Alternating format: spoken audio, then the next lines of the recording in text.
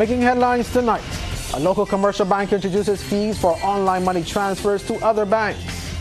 A food tissue culture laboratory to open its doors by month end. 6 people injured in a 2-vehicle smash-up this morning. And in sports, Randy Harris seeking re-election as BFA Boss. Broadcasting from our studios in the Pine St. Michael, this is CBC NewsNight, starting now. A very good evening to you with CBC NewsNight. I'm Ryan Broom, and our top story. After touting the convenience of free online transfers between banks, one financial institution is about to start charging customers for each transaction. Customers of Scotiabank today received news that from next month, they will have to pay for the service. A statement from the bank has informed the customers that its real-time payments, or RTP, and automated clearinghouse, or ACH transfers, which offer a convenient way to pay your child's school fees, send money to your family, friends, nail tech, plumber, hairdresser, and more, as of February 1st, 2024, will attract a fee of $1.25. Now, this new fee will apply when visiting the branch or using Scotia Online Banking and the Scotia Caribbean app to transfer funds from your Scotiabank account to other local banks or credit unions. Now, according to Scotiabank, it remains committed to investing in the development of their digital banking platforms to ensure that they are safe and user-friendly, making day-to-day banking needs more accessible. Now, the customer notice states that Scotia to Scotia account transfers remain free. With the usual hustle and bustle of pedestrian and vehicular traffic throughout the junction of Tudor Street and Swan Street in the city came to a screeching halt this morning. Now, that's because a report was made about a suspected gas leak in the area. As a result, police and fire officials cordoned off the area. Crews from the National Petroleum Corporation, or NPC, carried out their investigations. Pedestrians and motorists therefore had to seek alternate routes to get to their respective destinations, while some businesses in the area were directly affected by the restrictions. NPC Acting General Manager Ian Bradshaw gave CBC News an update. Our team was dispatched to investigate, and using our portable methane detector, we did detect small traces of methane in the location. The investigations continued and testing continued, and we were able to determine that it was best to isolate the suspected area of main and cap it off from the grid so there will be no further exposure. Now, Mr. Bradshaw added that the NPC will continue to monitor the situation and carry out checks. Meanwhile, Fire Officer Shaniqua Charles said they responded to the scene under the direction of Leading Fire Officer Clark. We received a call about 11:45 today to respond to a gas leak. We arrived at about 11:51. So when we got here, we came and we surveyed the area. The police were already here and had a temporary setup in order to keep people from passing through. So then we put up the caution tape and everything to stop people from coming down from Abbots down to Tudor Street, because the incident is here at Tudor Street. And then we had NPC come and they did some checks, and they're still carrying out further checks as we speak. Well, the doors to a tissue culture laboratory will open in Barbados this month. Word of this came from Minister of Agriculture, Food and Nutritional Security, Indar Weir, as he laid out his ministry's plans for the agricultural sector this year. He said the food terminal, the privatized sugar industry, and the Project CARE initiative will make up the program for the industry this year. Trevor Thorpe reports. The minister said the developments in agriculture will be technology-driven and coming at an opportune time as the world is suffering from the shocks of supply chain issues. He said the green light for the funding was given in government's budget last year and it's full speed ahead. Given the fact that we are experiencing some challenges globally with shipping and logistics, it is very important for us to be able to continue to grow our own food and not rely on imports totally.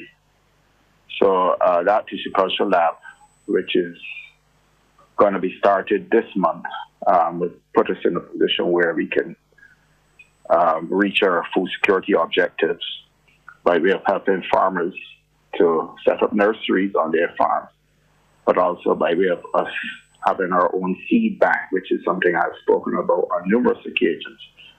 And the time is here now where we have to get it done. The minister explained the function of the tissue culture lab. I've spoken to the investors yesterday, and they're confirming that they are ready now to start this month as well. So we will have some initial work starting on that food terminal. There were some designs that were submitted to Town Country Planning that were approved, but the investors are making some changes. Therefore, we will submit those changes, but we're good to go. And they have confirmed that they're going to start this month. The minister said much attention will be focused on the sugar industry, which has been privatized, and the stakeholders have been cooperative with the transitioning process. We've just transitioned from BANC to a private entity that will allow for us to run this year's sugar harvest under private ownership, and at the same time allowing for us to maintain a relationship with our stakeholders through the BSIL, who have been very cooperative throughout this entire process.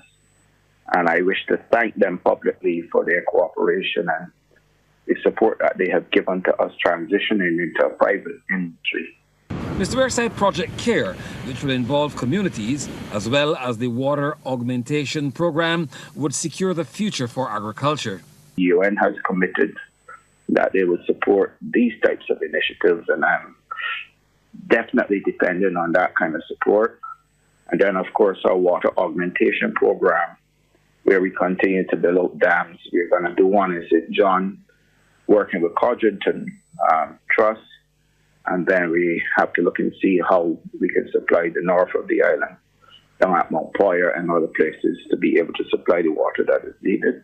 The minister said 2024 will be an exciting year for agriculture, and a team of competent people has been selected to oversee Project CARE. Trevor Thorpe, CBC News. Thanks, Trevor. Well, bail in a sum of $75,000 with one surety has been granted to Tanil Nishan Rashida Rowe today in connection with a number of charges related to 30.45 kilograms of cannabis.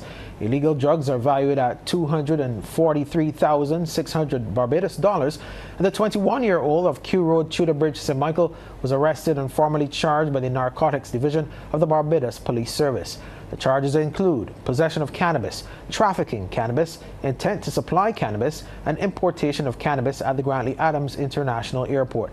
The young woman, who is the daughter of MP for St. Michael Northwest, Neil Rowe, was also charged with money laundering related to $10,599.22 Barbados currency. Ms. Rowe appeared before Magistrate Ward Sergeant in the District B Magistrates Court. In more court-related news, a 23-year-old visitor from the United States will reappear in court tomorrow after having pled guilty to a charge of inflicting serious bodily harm and criminal damage. The incident occurred on December 22nd, and Jake Carter Lennon of Arkansas was charged on the 24th. CBC News acquired some video of the incident, which involved a security guard at a South Coast hotel.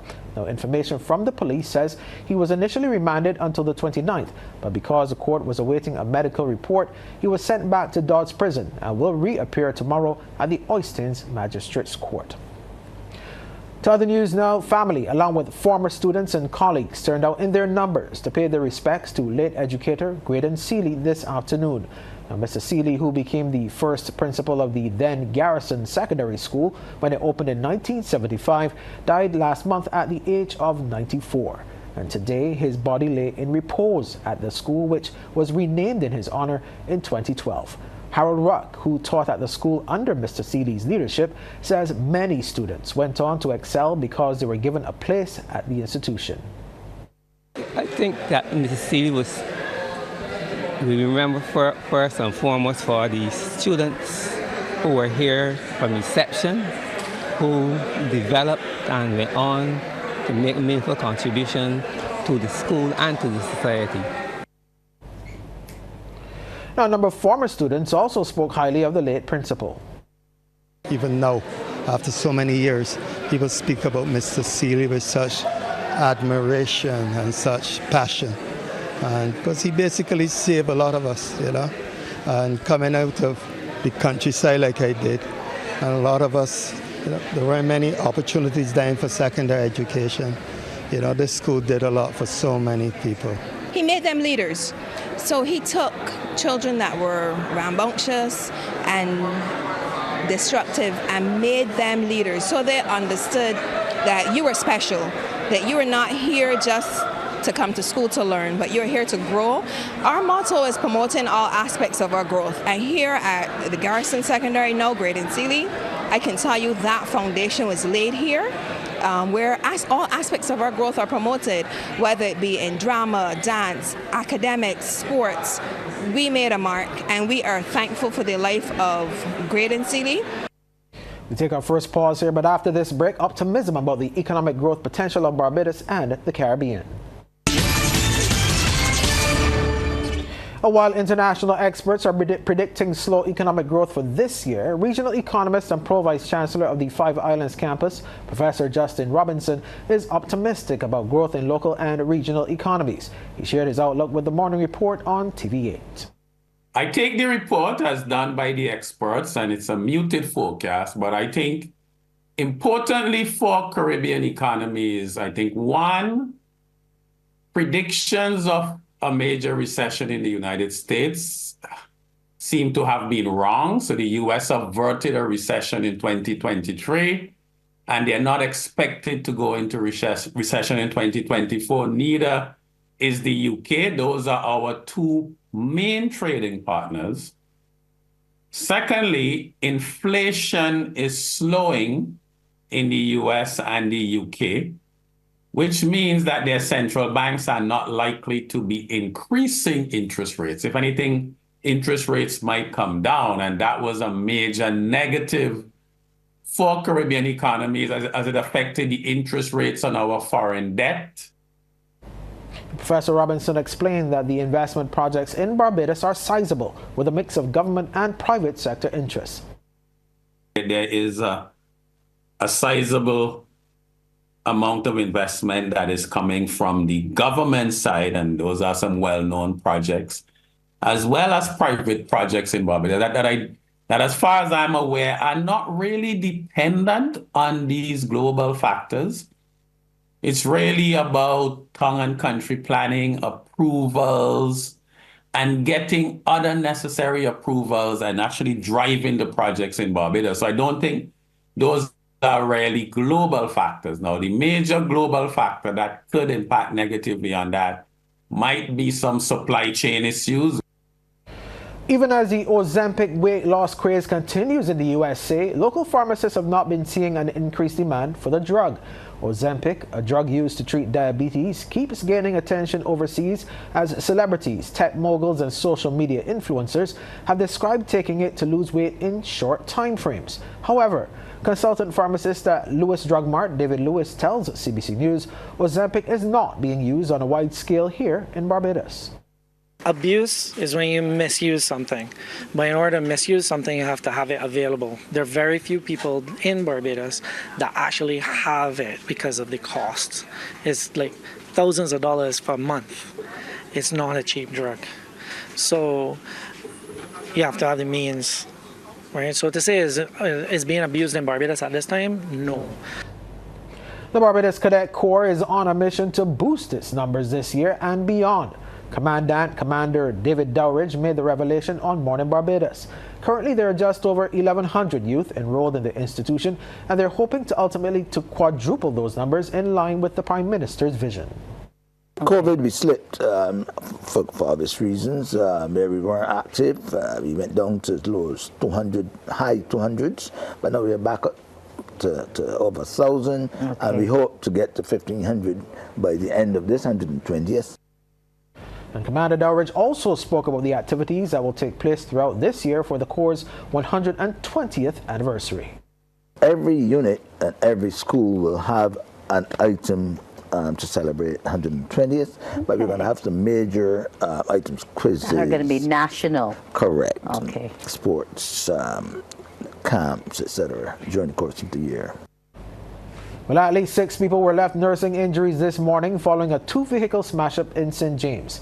According to police reports, the accident, which occurred around 20 minutes to 7 along Prospect Road in the area near the Usain Bolt Sports Complex, left both vehicles extensively damaged and the road impassable.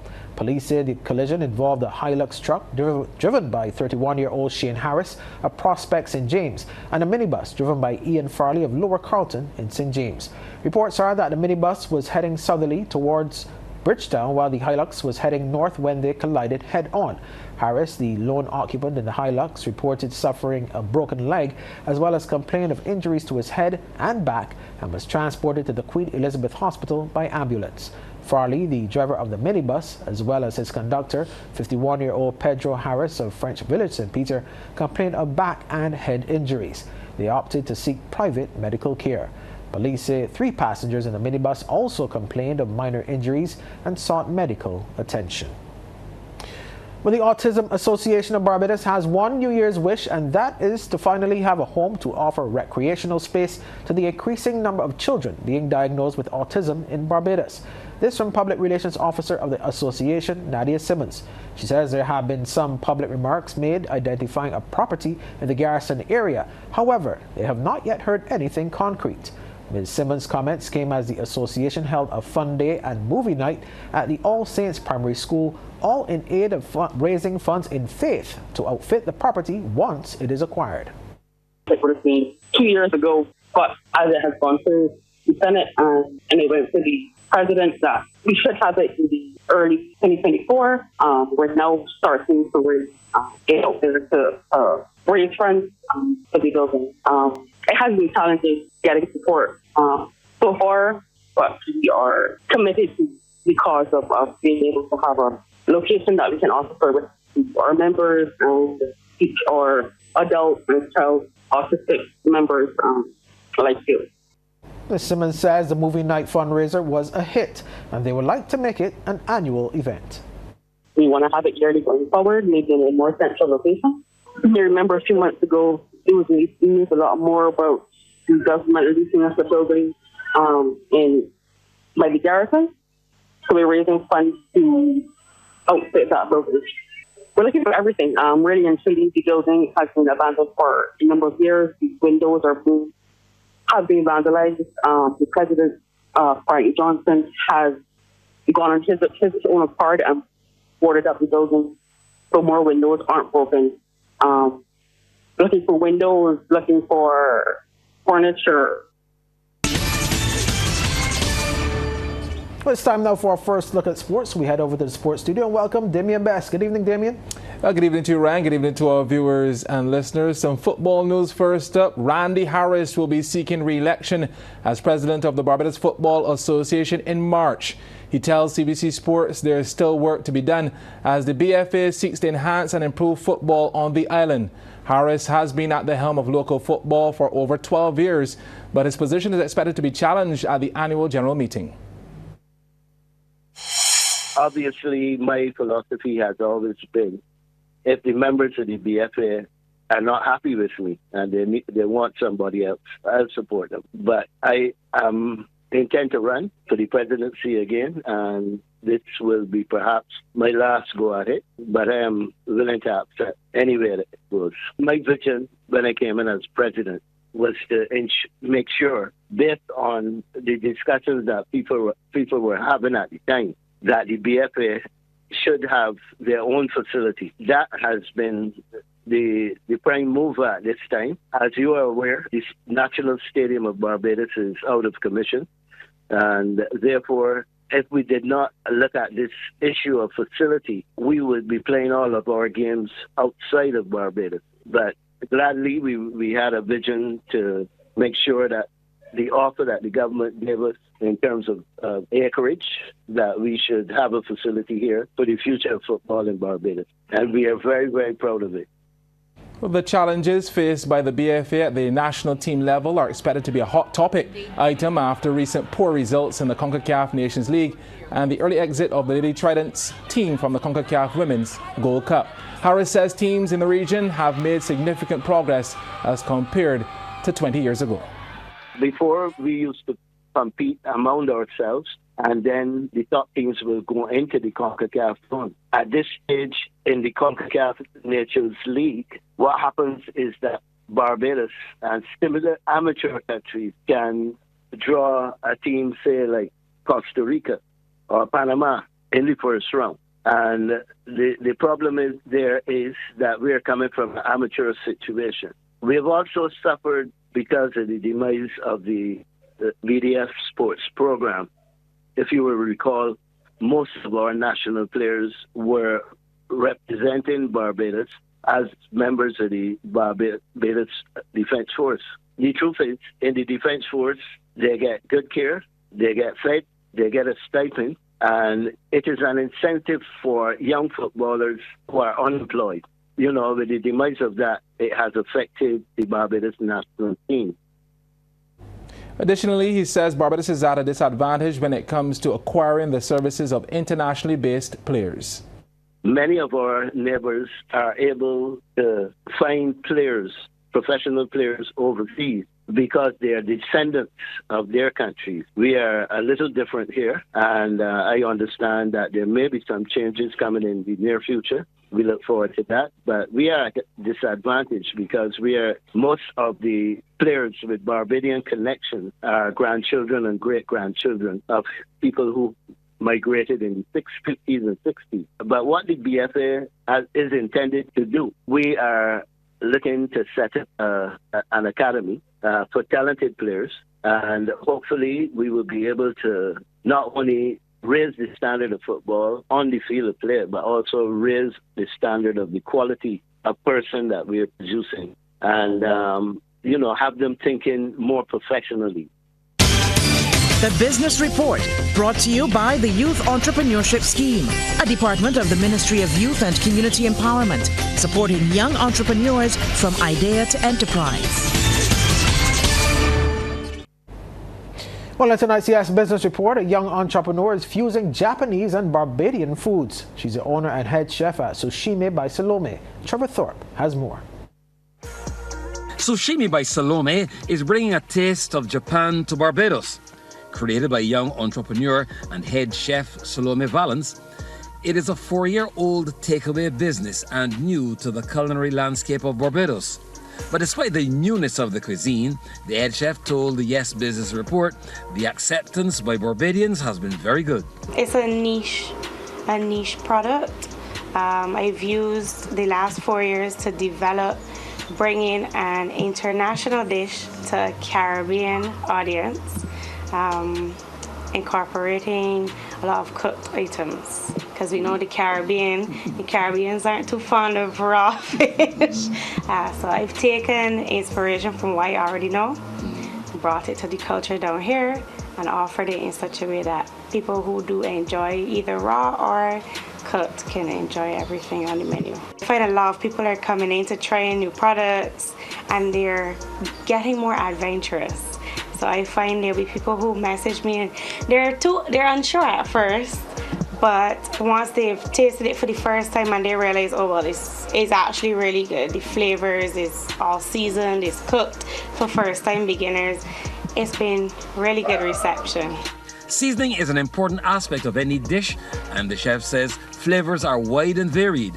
According to her, shrimp is a favorite among Barbadian diners. There are the regular sushi items, so like tempura shrimp. Tempura is a big sushi. It's like fried in a batter. So it's crispy, it's seasoned. Obviously, we live in the Caribbean, it needs to be seasoned. But then you get your sauteed items. So blackened fish, shrimp. Albages love shrimp. Shrimp is a big seller. And then there's some grilled items as well. So it captures a wide variety of flavors into one tiny roll. And the young entrepreneur lays her courage, determination and success so far squarely on the teachings and guidance of the Youth Entrepreneurship Scheme. They don't just offer assistance in one aspect, they do it in multiple aspects. So they have courses that come along that you can take to help manage your business better, financial assistance.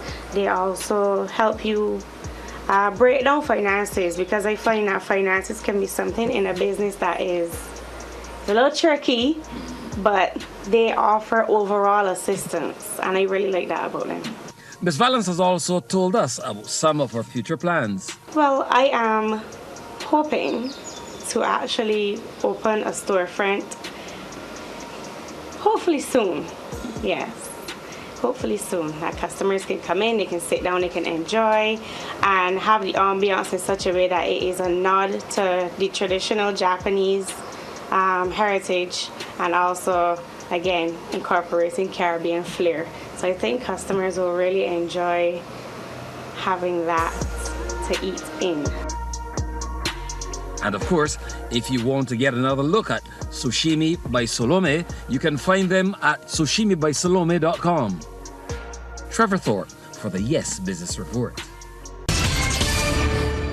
Time now for our second half look at sports. I'm going to go back over to Damien Best in the sports studio. Damien, I think we've worked out the gremlins now. We'll get back over to you. Well, too much runs, Ryan. That's what happened today at Desmond Hayes Oval. Continue on that cricket story. We're telling you about the Pelicans handing the Settlers their first defeat of the BIM 10 competition with an easy 34-run victory today, playing at Desmond Hayes Oval. Pelicans posted 124-6, led by player of the match and captain Carlos Bathwaite with an unbeaten 39 off 13 deliveries. Zidane Clark took 3 for 14. In reply, Settlers were held to 86 for 2 of their allotted 10 overs, despite 47 not out from Kevin Wickham. Let's take a look. Another day in the BIM T10 competition. Pelicans 2 wickets down after being sent into bat by the Settlers. Jonathan Drake started to cut loose. That's 4 to the leg side. Then Dario Kamabach felt his wrath on maximum over mid-wicket as the score raced to 44 for 2 in the 4th over.